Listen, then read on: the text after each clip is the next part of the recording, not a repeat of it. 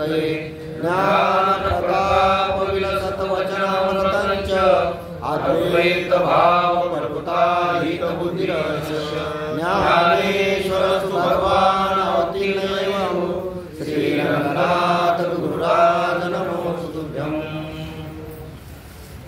म्हणून जयाची आठाई पांडवा अपेक्षे नाही रिगावा सुखाशी चढावा जयाचे असणे। म्हणून संत हे आपल्याला सुख देण्याकरता या भूतलावर अवतीर्ण होतात। तुम्हा आम्हाला कर्मानं इथे यावं लागतं आणि संत मात्र स्वतः होऊन आपण होऊन ते त्याला न राहवल्यामुळं, कारण त्या जीवाकडे पाहून त्यांचं दुःख पाहून त्याला न राहवल्यामुळं ते इथं अवतीर्ण होतात आणि सगळ्या जीवाला सुखी करतात। म्हणून येथे उपकारासाठी आले गरजा वैकुंठी की त्यांच्या ठिकाणी दया आहे आणि ते उपकार करतात। म्हणून संताजवळच अशी दया आहे की ते जे कोणीच जीवाला परमात्म्यापर्यंत घेऊन जात नाहीत। म्हणजे परमात्मा जीव परमात्माचे पण अज्ञान कोणी काढीत नाही। देव जरी असला तरी काढीत नाही। देव जरी असला तरी देव राहीन भक्तासंग, भक्तासोबत राहीन, भक्ताची काम करीन, भक्ताची काम करीन, पण त्याची इच्छा असल्याशिवाय त्याचं अज्ञान सुद्धा काढीत नाही।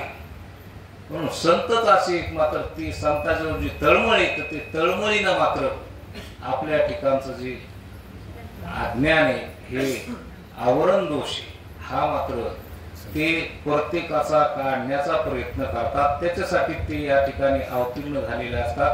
कारण संताशिवाय परमात्मा प्राप्त होत नाही। संताविना प्राप्ती नाही ऐशी वेद देखील आहे। म्हणून त्याच्यामध्ये ते उदार आहेत, ते कृपाळू आहेत, ते ब्रह्मनिष्ठ आहेत आणि श्रोत्रिय सुद्धा आहेत।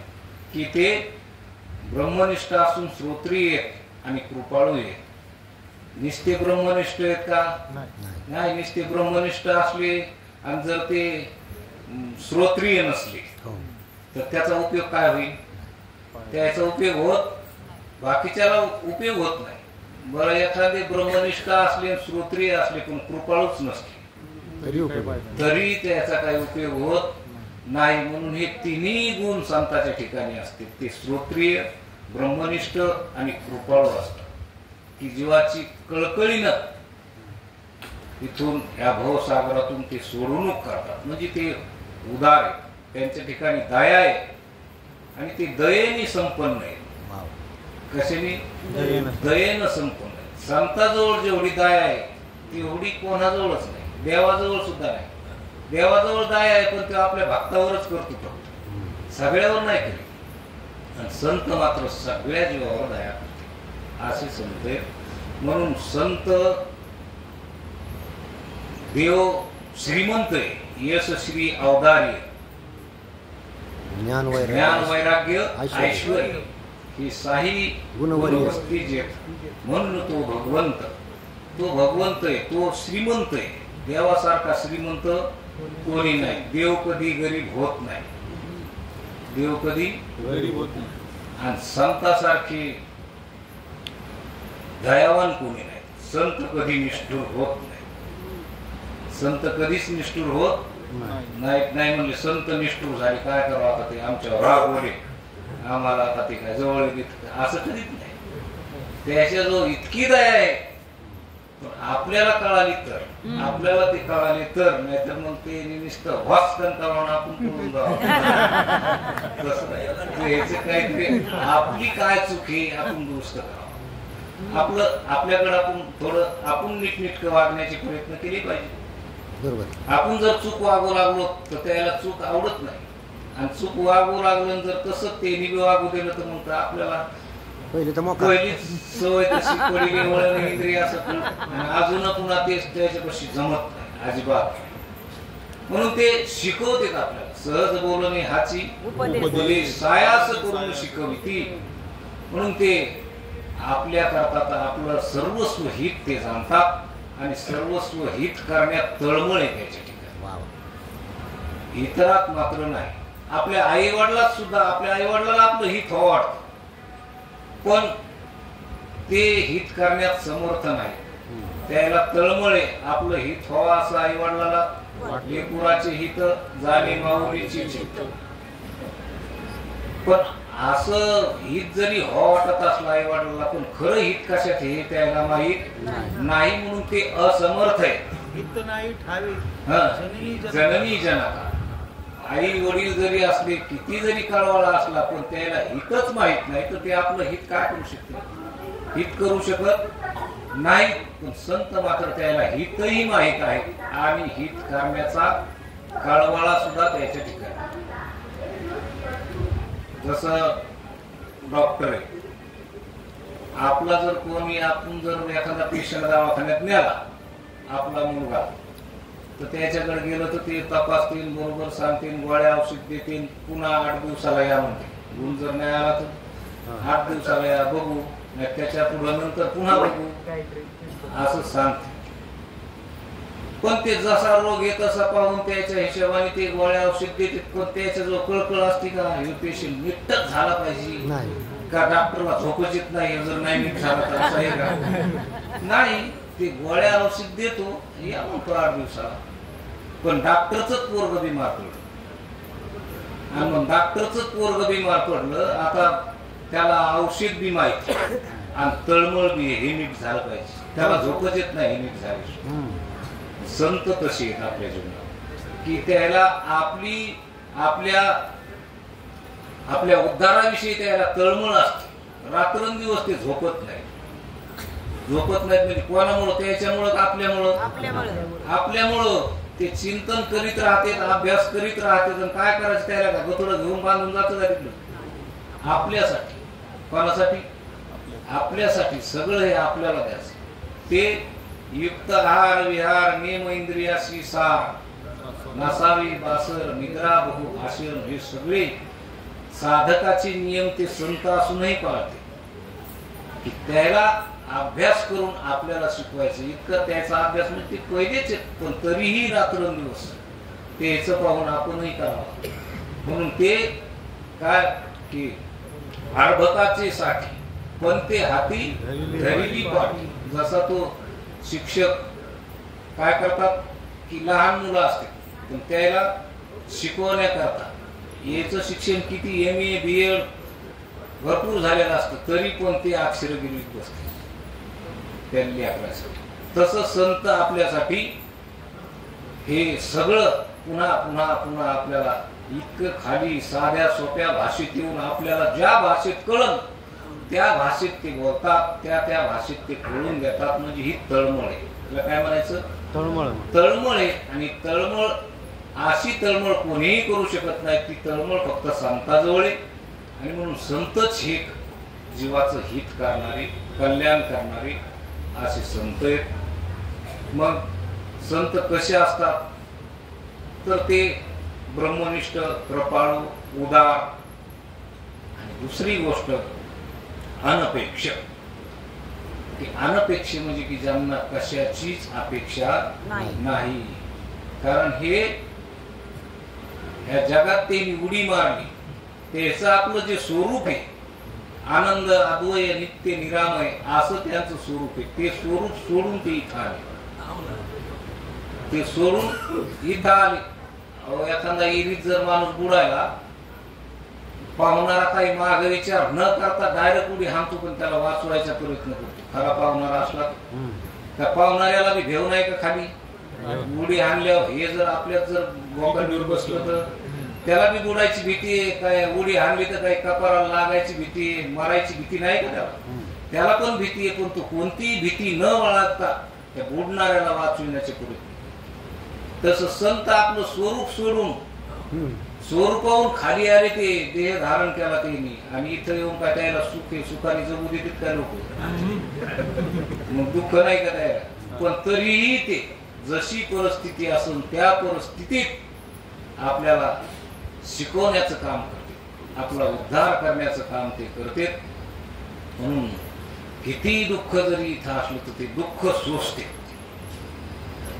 सोशी जगाचे आघात कितीही जगाने त्याच्यावर आघात केले. आपण पाहिले सगळ्या संत मालिकेत पाहतो की संताला त्रासाशिवाय लोकांनी काही दिलं नाही. आणि आता मात्र सगळेजण आता चेंगरू माराले त्याच्या दर्शनाचा. आधी मात्र ह्याच लोकांनी काय केला त्रास. जसं आता इथं संत उपलब्ध असले तर आपल्याला कळाली पाहिजे. एकदा गेल्यावर मग काय करून चंद्राचंद्री उपयोगी. आता आहे तर आता लक्षात घेतलं पाहिजे. आता तळमळी ना त्याला जितकी आपल्याविषयी तळमळी तितकीच आपल्याला त्याच्याविषयी.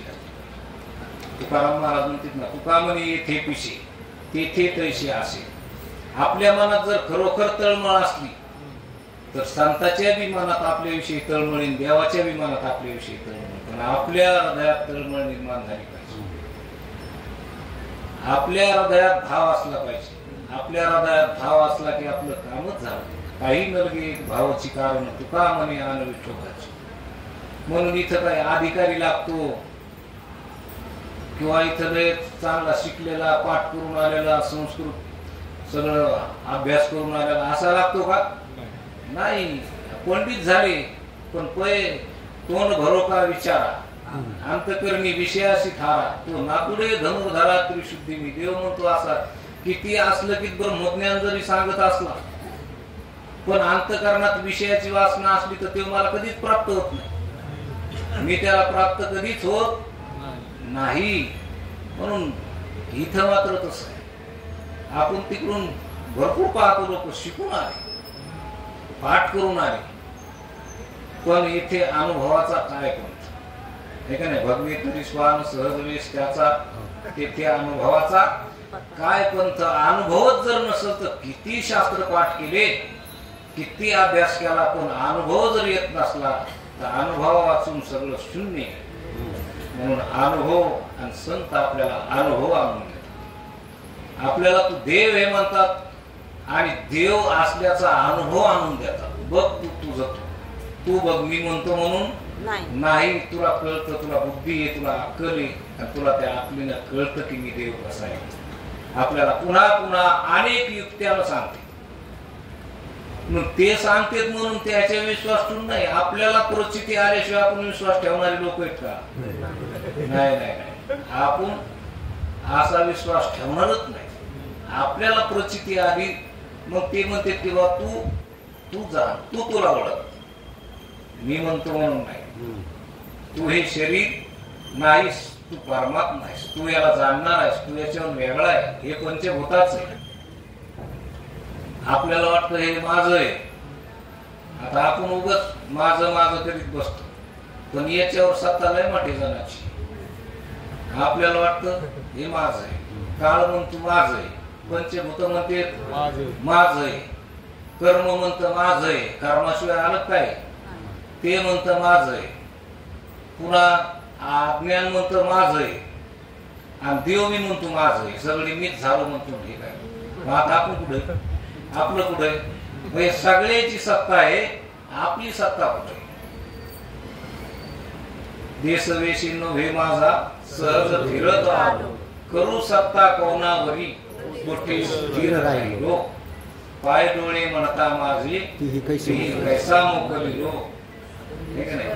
परदेशी नाही कोणी अंध पांघरुळ झाला. हे देश माझा नाही, वेश माझा नाही. आता जर म्हणतो आपण भारत माझा देश आणि इथून हे शरीर पडून गेला पाकिस्तान मध्ये, मग काय म्हणायचं? पाकिस्तान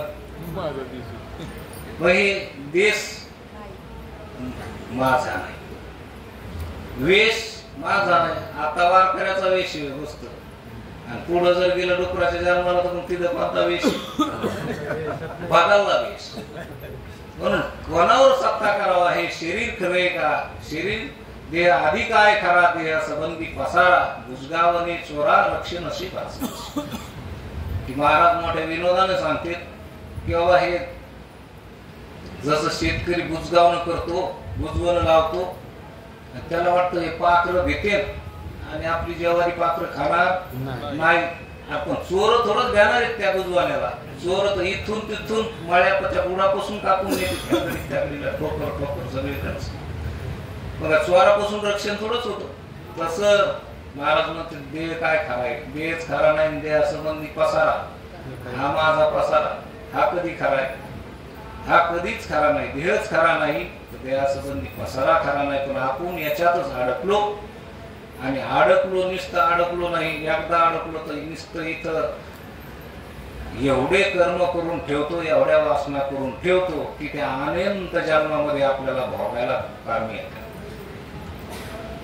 एक एक वासना एक एक जन्म धरती आणि आपल्याला तर एका क्षणात किती किती वासना होत्यात सांगता येत नाही. पण मी देह म्हणून जर हे कर्म करीत असले ना तर ह्या सगळ्याच वासना फलीभूत होत्यात. 84 लक्ष येऊन फिरायला कामी येतात. लय मोठं तयार होतंय आयुष्यभरात आणि सगळं भांडवल मग पुढे भोगायला कामी येत.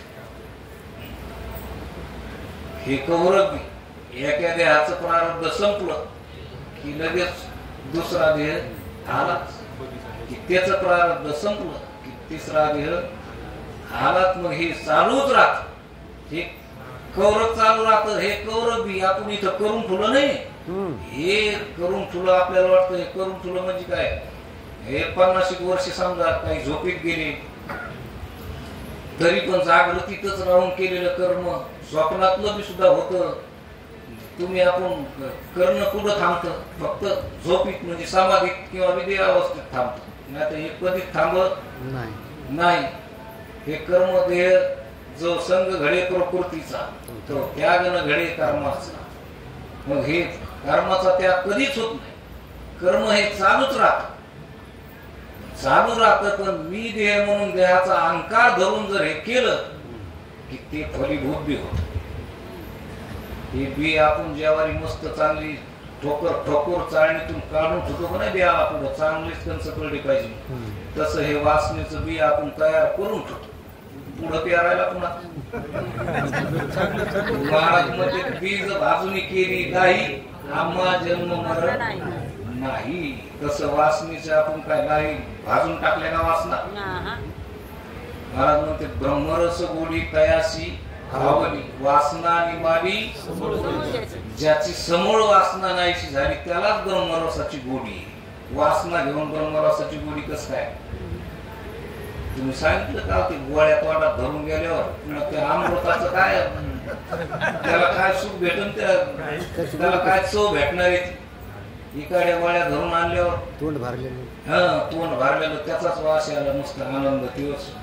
त्या अमृत काय कळत? तसं आपण जर वासना घेऊन मी देह म्हणून जर कर्म करीत असतो इथं तर मग मी देह म्हणून कर्म जर केलं तर हे कर्म फलीभूत होतं आणि ते भोगायला. संत आपल्याला सांगतात की तू करता नाहीस, तू देहाहून वेगळा आहेस. देहाहून वेगळा आहेस म्हणजे देह तू नाहीस, देहाला जाणणार आहेस तू, ज्ञान स्वरूप आहेस. म्हणजे तू काही करीत आपल्या साक्षीत्वाने हे होत असेल सगळं, पण साक्षी काही करीत भांडण जर झालं ना आपण जर पाहावं तिथं असलो तर काय आपलं जरी पंचनाम्यात नाव घेतलं तर आपण साक्षीदार म्हणूनच असतो. भांडणदार म्हणजे ते आरोपी किंवा ते प्रतिस्पर्धी, फिर्यादी आरोपी दोन असते. त्याच्यातला फिर्यादी बी नसतो ना आरोपी बी नसतो, साक्षीदार मात्र पाहायला होतो. म्हणून तसं इथं साक्षीदार येतात. मग साक्षीदार म्हणजे काय गुन्हेगार येतात? साक्षीदार नसतो. आपल्या साक्षीत्वाने हे सूर्य उगावला की सगळं जग कामाला लागतं, सगळे माणसं कामाला लागतात. सूर्याने लावले का त्यांनी सांगितलं का उठा मी आलो चला लागा कामाला, मी चाललो आता झोपा तुम्ही. त्याच्या सहज उगवण्यात जगाचा व्यवहार होतो आणि मावळण्यात सहज जग शांत होत स्थिर होत. तसं आत्मा इथं साक्षी, त्याच्या साक्षीत्वाने हे सगळं होतं. मी साक्षी असं जाणव, पण मी साक्षी आहे का मी करताय? साक्षी. पण आपल्याला वाटतं मी करताय. इतकं मोठाडपणाने सांगा वाटतं आपण केलं ते आपल्यामुळे झालं, उगत झालं काय? त्याला दमत निघत नाही. आंतरीचे धावे स्वभावे बाहेरी धरिता हे परी धरली ना. तो असा आतमध्ये धरून राहतच नाही आहे का नाही? माणूस जाणे जे बोले काय, झाड जाणे जे तुले, माणूस जाणे जे बोले. माणूस बोलण्यातूनच ओळखावा याच्या हातून काय पडायला, याच्या हात काय भरलेलं आहे. मग बोलण्यातूनच सहज कळत. की आपण देहांकार घेऊन व्यवहार जर करीत असतो नाही, सगळं देहाला मी म्हणत असतो, ते बोलण्यातूनच कळत नाही. म्हणजे व्यवहारात बोलावंच लागतं, व्यवहारात बोलावं जरी लागतं, पण जे खरे आहेत ते कमीच बोलते. व्यवहारात बोलावं लागतं. आता महात्मे जरी असले ते म्हणतात आपल्या शिष्याला मी गंगेहून आंघोळ करून येतो, तर तुला गेला आणतो, मी गंगेहून आंघोळ करून येतो, म्हणजे तो मी म्हणलेच ना, देहाला धरूनच म्हणले. पण त्याचं ते गौण आहे, पण ते रोज काय करते आणि त्याच्या तोंडातून काय निघतं हे थोडंच निघतं. व्यवहारापुरतं तितकं गौण बोलते, पण अखंड चिंतन विठोबाचे परमात्म्याचं चिंतन करते. तसं आपण मी व्यवहारापुरतं बोलावं, पण चिंतन सतत सतत चिंतन परमात्म्याविषयीच बोललं पाहिजे, है का नाही? नाथ महाराज म्हणतील ना की हरी बोला नाहीतरी हा बोला, व्यर्थ गलबला करू नका. बोलायचं असलं तर देवाविषयीच बोला. जास्त काही बोलू नाही. जास्त बोलण्याचा प्रसंग कुठं आला तर थोडाफार बोला, पण ध्यानात ठेवावं की आपली कुंकुम चालू, आपण कुंकर चालू, जागा सोडायला का नाही, जागा आठवण धरली पाहिजे. काय धरली पाहिजे? आठवण धरली पाहिजे. मग आठवण धरल्यावर काय होत? आपण आपल्या जागेवर अशी आठवण धरली ना, नित्य आठवण धरली की जमत. तशी प्रॅक्टिस झाली पाहिजे. तसं करता आलं पाहिजे की हे लेप अंगाला लागून नाही घातला पाहिजे देहांकाराचा, कर्माचा, की मीच करतो, माझ्यामुळंच हे होतं. इथून जर देहापासून सुरुवात झाली की मग हा पसारा खूपच आहे. म्हणून आधी देह म्हणजे दुःखाला कारण. देह मुळात देह दुःखाला कारण. देह हे बुडातलं गाडवे. महाराज म्हणते ठाव पुशिले बुड पुशिले ओस ओसले देह भाव. ठाव म्हणजे अहंकाराचा ठाव पुसून टाकला, देह अहंकार ठेवलाच नाही. आणि बुड पुशिले म्हणजे बुड म्हणजे अज्ञानच काढून टाकलं. आता अज्ञानच काढून टाकल्यावर मग ठाव कुठं राहिला? अज्ञानच काढणं म्हणल्यावर अहंकार कुठं राहिला? मग आता अज्ञान नाही राहिलं, अहंकार नाही राहिलं, म्हणजे मोकळा झाला. मोकळ्या मनाने मोकळा आनंदानं परमार्थ करा, व्यवहार करा, पण मी देह म्हणून करायचा नाही. मी परमात्मा. हे संताचे शब्द आहेत, हे संताचं जे बोध आहे, हा बोध अखंड अंतःकरणात रुजला पाहिजे. आणि तो अखंड रुजण्याकरता अखंड चिंतन असलंच पाहिजे. नाही तर काही काही जण म्हणतात कौर काय ऐकायचं बाबा, हे असं कौर काय ऐकायचं, ते कौर बाकीचं कौर करायचं, म्हणजे बाकीचं मी चालू शिकण्यात नाही, हे कौर करायचं, हे करावं वाटतं कौरक बिन, हे काऊन नाही करावं वाटतं, हे बी ते जवरक हे कौरक हे ते चालूच आहे ना, मग हे बी चालूच, याला बी दम नाही खायची. तेच जर पुढं गेलं तर हे मागं पडलं तर मग कसं व्हायचं? हे बी मागं पडू द्यायचं नाही, त्याच्या सोबतच आपण झोपटून त्याच्या मागे लावायचं. ते बी येतं मग हे बी. मग हे कशामुळे? त्याच्यामुळेच काटाकाटी. ते म्हणालं की काटायचं पुढं चालायचं, काटी काटी. आणि आपण जर ते तसंच राहू गेलं, हे बंद केलं तर मग कसं जमायचं? हे एकदा एवढं बोकांडे बसलं, पुन्हा कसं वजन आणायचं? म्हणून आतापासूनच काय केलं पाहिजे? जरा काढीत राहिलं पाहिजे. रोज घर जर झाडीत राहिलं तर ते घरात किती कर्म होतं. 15 दिवसाला जर बाई झाडाली तर घरात आलं की अंग खाजवायला सुरुवात होती ना, बुद्धी येते, ते खेकाला अंगावा लागेल. पण हे आपल्याला व्यवहारातला अनुभव आहे रोजचा. तसं आपल्या जीवनात सुद्धा आपण काय केलं पाहिजे की सतत सततम कीर्तयंतो, सतत कीर्तन, सतत चिंतन, सतत सतत याचा ध्यास असला पाहिजे. आणि म्हणून हे आपल्याला संत शिकवतात. पुन्हा पुन्हा पुन्हा पुन्हा पुन्हा पुन्हा तेच ते तेच ते तेच ते. पण तेच ते जरी असलं तरी आंबट होतंय का? संसारात तेच ते तेच ते किती आंबट होतं. घराने ऐकू वाटत नाही. आंबट घराने सांगू नका. जरासं बोललं 5 मिनिटं ऐकून घेतं माणूस. 5 मिनिटाच्या नंतर मग माणूस आपण मते म्हणतोय आंबट घराने सांगूच नका. पण संत कधी जा तुम्हाला तेच बोलत जरी असले पण त्याने अति उत्साह येतो. त्याने काय होतो? उत्साह येतो. जसं घर झाडलं की निर्मळ होतं का नाही सकाळी सकाळी, तसं संतापाशी बसलं जरासं 5 मिनिटं 10 मिनिटं ऐका, अंतःकरण झाडूनच निघतं. काय निघतं? एखादा असं अलौकिक वाक्य असतं कधीच ऐकलेलं नसतं. हो. गावा बसा तुम्ही असं महाराजापाशी बसलं एखाद्या दिवस की कधी वाटतं की कधीच ऐकलं नव्हतं इतक्या वर्षापासून, पण हे काय ऐकलं असं नवीन नवीन युक्त्या सहज सांगते. आणि मग ते सांगतात तर ते एका युक्तीनं 4 दिवस पुन्हा काय होत नाही. काय होतंय? आणि असं रोजच जर केलं तर, रोजच जर ऐकलं तर हे बाकीचं ठेकाणं येईल का मला? कधीच येणार नाही, कधीच नाही. हे अनुभव आहे सगळ्याचा. हे काय सगळ्याचा काय अनुभव आहे. सतत चिंतन केलं, सतत संत संगती केली, अखंड दया तुझी प्रीती मज दे दयाची संगती. अखंड काहून म्हणले संत संगती? कधी मध्ये करावं अखंड रोज हे बाकीची काम आहेत ना, नाही पण म्हणले बाकीचं काही असू पण नसू संत संगती अखंड.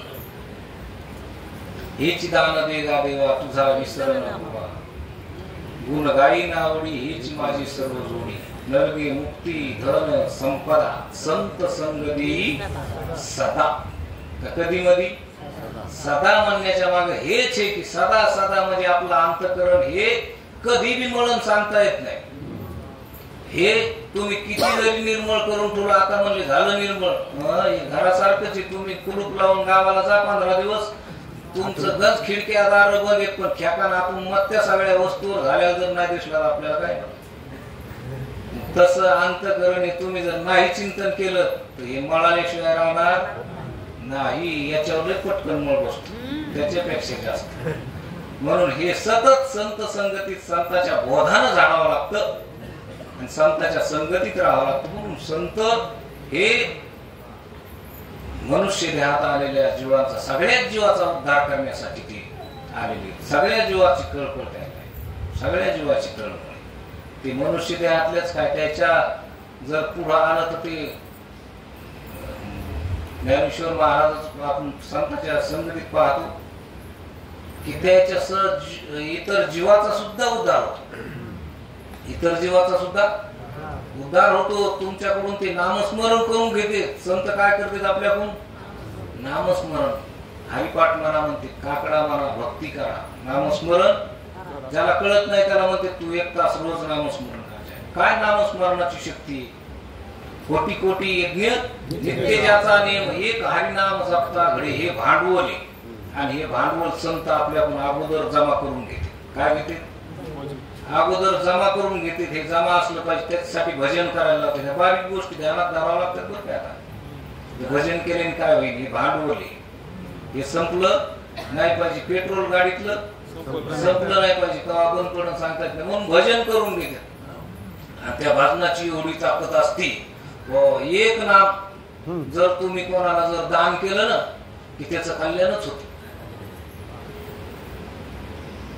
एखादा मुंगळा तुमच्या पायाने च्या करला आता मारायला, तर तुम्ही जर म्हणले पांडुरंगा माझं एक नाम याला देऊन टाक, तो मनुष्य द्यावा येईल तुला. एवढा अधिकार आहे तुमच्या नामाचं. जर आपण शुद्ध अंतःकरणातून मना म्हणजे शुद्ध भावानं जर घेतलेलं नामस्मरण असलं ना तर ते भांडवल आहे.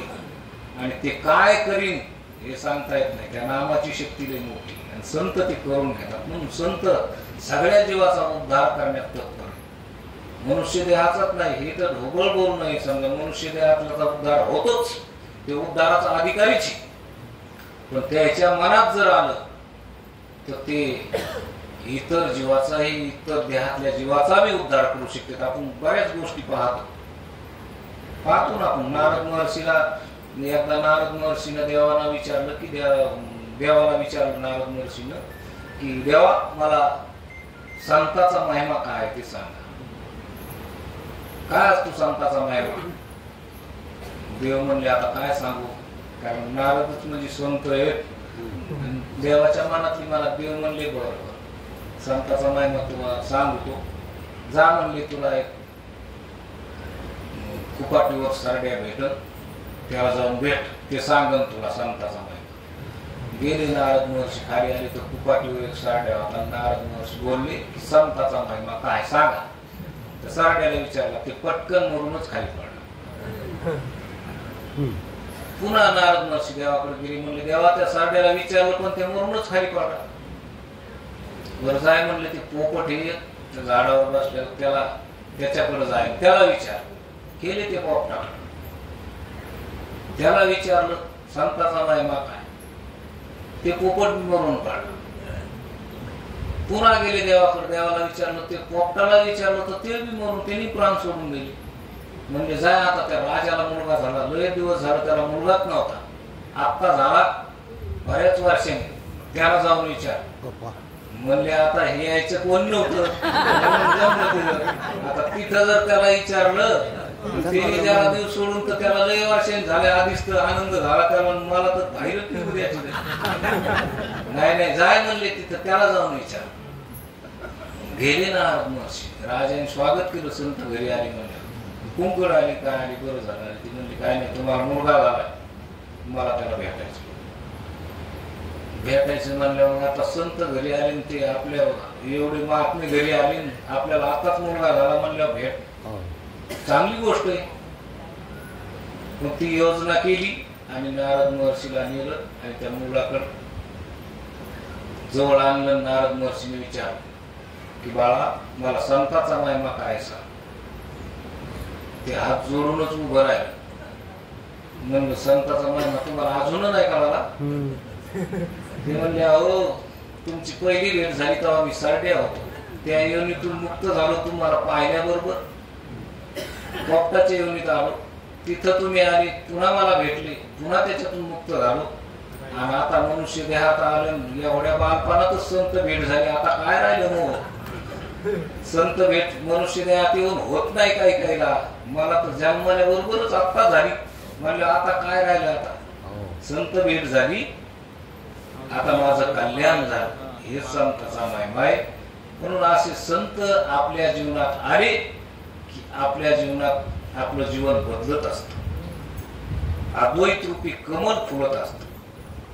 की आपण द्वैतात अडकलेलो आहे, पण संत आपल्याला ह्या द्वैतातून काढतेत आणि अद्वैत स्वरूपावर आणतेत. असा महिमा हा संताचा आहे. म्हणून महाराज इथं म्हणतात की अनपेक्षे सुचिर्लक्ष उदासीनो गतव्यतः सर्वरंभात्यागी यो मत भक्त समीप्रिया. की ते मला भक्त इतके प्रिय असतात की जे मोक्ष देण्यात उदार आहेत, सगळ्या जगाचं कल्याण करण्यात उदार आहेत, आणि ज्याला कशाचीही अपेक्षा नाही. मग आता आपण पाहतो संत, पाहून तरी लक्षात घेतलं पाहिजे की खरंच संत काहीच त्याला जगाकडून कशाचीच अपेक्षा नसते. कारण हे जग माईक आहे, हे नाम मात्र आहे, तेच आपल्याला सांगते. तर ते जगातल्या वस्तूची काय अपेक्षा करते, काहीच करीत नाही, त्याला काही लागत नाही. महाराज तर एकदा म्हणले आपण प्रामाणिक असल्यावर देव येऊन सेवा करेल. आपण प्रामाणिक असल्यावर देव येऊन, काही काही शब्द द्यायचे असे वाक्य, आपण प्रामाणिक जर असलो तर देव येऊन सेवा करतो. मग काय या जगातल्या वस्तूची गरज आहे का. बरं जगातल्या वस्तूची अपेक्षा करायला जावा तर ते तुकाराम महाराज आपल्याला लय अभंगात आडू सांगायला की प्रारब्धेची जोडे धन, प्रारब्धेची जोडे प्रारब्धेची घरे, तुका करीना. हे सगळं प्रारब्धाचाच आहे संसार. आणि मग प्रारब्धाचा आहे म्हणलं जसा आहे तसा तुम्हाला भेटणारच ना. मग त्याच्या माग लागून उपयोग काय. आपण जर बळच माग लागलो तर आपण म्हणतो तसं होईन का, नाही होणार. ते प्रारब्ध नाही ते येणारच आहे. आणि आपण बळच माग लागलो म्हणल्यावर उगच म्हणजे आता घेणं देणं वेळ वाया घालणं की नाही, तिकडे माग लागलं नाही. मग आपण आपला नीट पारमार्थच करावा, कारण त्याच्याकडे पाचच काम नाही. एखादं म्हणजे नाही, एखादा तुम्ही बसा बरं गपचूप तुम्हाला कोण देता. त्या पण गोष्टी आपण कथेत ऐकलेल्या आहेत की असे एक महात्मे की एका आश्रमात राहत होते, अखंड चिंतन करीत होते. पण गावाचा आश्रमाच्या मधात नदी होती, आणि एक दिवस अशी नदी की रोज आश्रमात महाराजाला डब्बा जात होता गावातून. डब्बा जायचा, महाराज नदी फुल भरल्यामुळे पाणी काही उतरच नाही. 5-7 दिवस झाले पाणी सारखी भरले. महाराज चिंतन करीत राहिले, पण महाराजांनी विचार नाही केला की मी उपाशी मारायलो. शेवटी प्राण ही झाले खाण्यावर. पण मनात एक दिवस असा विचार आला की देवा इतकं मी चिंतन करतो मला कशामुळे उपाशी मारावं लागतं. पाणी काही उतरणं, लोकांना काही खायला घेऊन येईन तितकी इच्छा निश्चित झाली मनात आपली काही. तर देव एका ब्राह्मणाचं रूप घेऊन, सीता घेऊन, सगळं सामुग्री घेऊन जेव्हा म्हणला महाराज किती दिवस झालं तुम्ही जेवलीच नाही, तुम्ही कुठून आले? इकडून तर नदी भरलेली नाही. म्हणले मी आलो इकडून लागून आलो, इकडच्या बाजूला. तिकडून काय गाव नव्हतं, जंगलच होतं सगळं, डोंगर पहाडी. पण ते कुठून आले कसे आले पण घेऊन आले. उपाशी मरू देतो का देव? नाही मरू देत. तुमचं प्रारब्धान आयुष्य जेवढं आहे तेवढं तर तुम्हाला आयुष्याच्या पुढं जगता बी येत नाही आणि त्याच्यातलं कमी बी होत नाही. तुम्हाला आयुष्य जेवढं दिलं तेवढं भेटणारच. मग तुम्ही उगाच विनाकारण इच्छा करता की मोह कसं होईल, मोह कसं होईल, पोरायचं कसं होईल, घराचं कसं होईल. हे सगळं प्रारब्धाच आहे आणि परमार्थ मात्र प्रयत्नाचा आहे. परमार्थात प्रयत्न अखंड केली पाहिजे. आपण हे सगळं ऐकून बी आपल्यालाच वाटतं कीर्तन केल्यावर पैसे येते. आता तुम्हीच सांगता संसार प्रारब्धाचा आहे आणि तुम्हीच पुन्हा कशाला अपेक्षा करता पैसे? अरे देव देईन ना तुम्हाला, काय नाही देणार. तुम्ही इच्छा करा, इच्छिले ते फळ देतो याची नवलाव काय का? हो, तुम्ही निस्ती मनात इच्छा केली.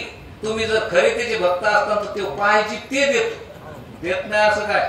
कितीतरी प्रमाण आहेत असे. इच्छिले ते जवळ हरीचे चरण देतो नारायण सर्व असे बरेच प्रमाण आहेत की तुम्ही इच्छा जर केली तर देव इच्छिलं ते देतो. काय काय आपण पाहिलं नाही का? अर्जुनासाठी सुभद्रा झाला का नाही? काही बी होत, तो काही बी होऊन इच्छा पूर्ण करतो. पण आपला विश्वास असला तर. आपला विश्वास नसल्यावर मग आपल्याला पापीला घ्यावं वाटते. विश्वास नाही म्हणून भागवतात सुद्धा सांगितलं की अरे तू माझी भक्ती करतो, तू या काष्टातलं एक कवडीभर धन सुद्धा तू खर्चित नाही माझ्यासाठी आणि माझा म्हणून घेतो. नाही कुठं गेलं की लांबून आलो आम्ही, इतक्या लांबून आलो, काम उडालं, हे असे घराने करायची गरज असते का? तुम्ही सेवा करायला आले का कशाला आले? सेवा करायला आली. सेवा परमात्म्याची, सेवा संताची, सेवाच झाली पाहिजे. कोणत्याच प्रकारचा अहंकार नसला पाहिजे. सेवा करताना आपला शुद्ध भाव असला पाहिजे. हे सांगायची काय गरज आहे? पण हे चुकायला लागले म्हणल्यावर, हे चुकायला लागल्यावर जर दुसऱ्याला पाहिलं त्याला वाटतं यायचं बरोबर आहे का मग आपलं बरोबर आहे. महाराज सांगते ते बरोबर आहे तर यायचं बरोबर आहे. समजा कमी डोक्याचा असल्यावर घुसन नाही इकडं तिकडं, त्याला वाटत नाही यायच खरं आहे का काय. मग आता ते त्याच्यामुळे बिघडी होती. पण आता हे संतांचे प्रमाण, संतांचं साक्षात बोलणं, इथं सबूत हे सगळा एवढं धरून वाटतंय की संत सांगतात निरपेक्षता आणि माझे मन शांती आणि समदर्शन हे पाचवे निर्वैर जाण हे मुख्यत्वे पंचलक्षणे. भागवतात 5 लक्षणं ज्यावेळेस सांगताना निरपेक्षता हे पहिलं लक्षण सांगितलं. ते म्हणले हे बाकीचे 4 गौण एक नसले तरी काय घोर नाही, पण एक निरपेक्षता आली हाता, पायी लागे सायुज्यता हे पूर्ण ब्रह्मात येत असावे. निरपेक्षाचे निश्चळ मन, निरपेक्ष शांत संपूर्ण, म्हणजे हे जे 4 गुण आहेत का मागचे ते निरपेक्ष असला की ते 4ही बी त्याच्या संग असतेच. ते काय त्याला प्राप्ती करायची गरज नाही. पण निरपेक्षता हे साधूचं नाक आहे आणि जर ते नाकच गेलं तर मग तो नाकटा झाला. नाकट्याला काही मान नसतो. म्हणून साधू कसा असला पाहिजे? निरपेक्ष निका, हे का नाही? वैष्णवनिका संभ्रम. महाराज जे सांगते ते एक एक गोष्टी ध्यानात धरल्या पाहिजे. ती जर चुकली तर आपण चुकलोच समजायचं. चुकल्यावर मग फेरा पडे. हे काय तिथली तिथंच होणार होऊन ठेवलेले आहेत आपल्याला. वळण आलं की वळणाचा रस्ता आहे, धोका आहे, पूल आला की अरुंद आहे, गाडी कमी करा वेगानं. पण आपण खुणा पाहिच ना. चालले अशी दवाखान्यात. म्हणल्यावर गाडी कुठं जाईल? मुलाच्या हे- खाली. आता हे बारीक गोष्टी लक्षात घेणं गरजेचं आहे. हे काय अवघड नाही, सोपं आहे, काहीच अवघड नाही, सोपं आहे. फक्त आपण लक्ष दिलं तर हे सगळं होतं. आणि अपेक्षा खरंच करू नये. नाही जर अपेक्षा कोणतीच करायची नाही, देवाची भक्ती करा, देव सगळंच पुढे काहीच कमी करू देत नाही. कोणत्याही प्रकारचं दुःख येऊ देत नाही. उगाच आपण माग रोज हरिपाठ म्हणतो, त्याच्यात मागे पुढे उभा आहे सांभाळीत आणि कवा म्हणायचं रोज, आणि त्याच्यावर आहे का विश्वास? तो माग पुढे राहील का आपल्या म्हणून? आहे का? नाही, आपणच पुढे निघतो त्याच्या. तो काय कराय म्हणते नुसतं ते म्हणणं हे ज्या अर्थी, त्या अर्थी तुकाराम महाराज म्हणते, माझ्या विठोबाचा पैसा प्रेम भाव घडिये दे भाव पूर्वावे वासना अंती ते आपणा मागे पुढे उभा राहे सांभाळीत आली आघात एवढा देव करतो आपल्यासाठी, आपला त्याच्यावर विश्वास नाही. महाराज म्हणते, विश्वास तो करी स्वामीवरी सत्ता सकळ भोगिता होय त्याची. त्याच्या सकळ भोगिता होय त्याचे म्हणजे त्याचे आपण का होऊ? आता आपण आपल्या बापाचे म्हणजे हक्काने नाही का त्याच सगळं आपल्या नावच होणारे असं म्हणतो का? नाही, हे सगळं माझंच आहे. कारण त्याच्या पोटी जन्म घातला म्हणजे आपण म्हणतो हे सगळं आपलंच आहे. बापाचं म्हणतो का? बापाचं म्हणजे माझंच, मग मी त्याचं आहे म्हणल्यावर माझंच. मग आता त्या देवाच्या आपण एक म्हणल्यावर सकळ भोगिता त्याच सगळं हे वैभव, यश, श्री, अवदारी, ज्ञान, वैराग्य, ऐश्वर हे कोणाला देईन? तो आपल्या अवलादीला देईन ना, का दुसऱ्याला देईन का? पण आपण त्याचे झालो तर, नाही झालो तर कुठून देईन? आणि मग हे सगळी त्याची इस्टेट आपल्यासाठीच आहे ना. पण आपला विश्वासच नाही म्हणल्यावर मग त्याचा विश्वास नाही, त्याला म्हणते तू तिकडच आहे, फिरून फिरत राह. विश्वास ज्या नाही म्हणतो, हा, विश्वास ज्या नाही म्हणी नाही म्हणी विचार की ज्याच्या विश्वास पाहिजे. मग विश्वास जर असला तर देव सगळं आपलं हवाली करून देतो. त्याचं सच्चिदानंद रूप, ते जे स्वरूप आहे ते स्वरूप आपलं नाही का? आपलं आहे. पण आपण असं नित्य वागून ध्यानात घेतलं तर, नाही तर असून बी पुन्हा रट्टे खाला तयारच इतके खाला जन्म मरणाची. जन्म न मरण, जन्म न मरण, जीव ब्रह्मरूपची हो आहे. पण काऊन दुःख भोगायला? देवाला ओळखलं नाही, तिची भक्ती केली नाही, म्हणजे केली पण अशी दांभिक केली, जशी पाहिजे तशी निरपेक्ष केली नाही, अशी सकाम भक्ती केली. सकाम भक्तीनं, दांभिक भक्तीनं देव कधीच प्राप्त होत नाही. म्हणून देव प्राप्त होण्याकरता आपल्या हृदयात शुद्ध भाव असला पाहिजे, आणि त्या शुद्ध भावानंच आपल्याला परमात्मा प्राप्त होतो. म्हणून ह्या पुन्हा ह्या गोष्टी लक्षात धरल्या पाहिजे. महाराज सांगत असते, आपण ऐकत असतो आणि तेच बोलत असतो. कुंडली गौरा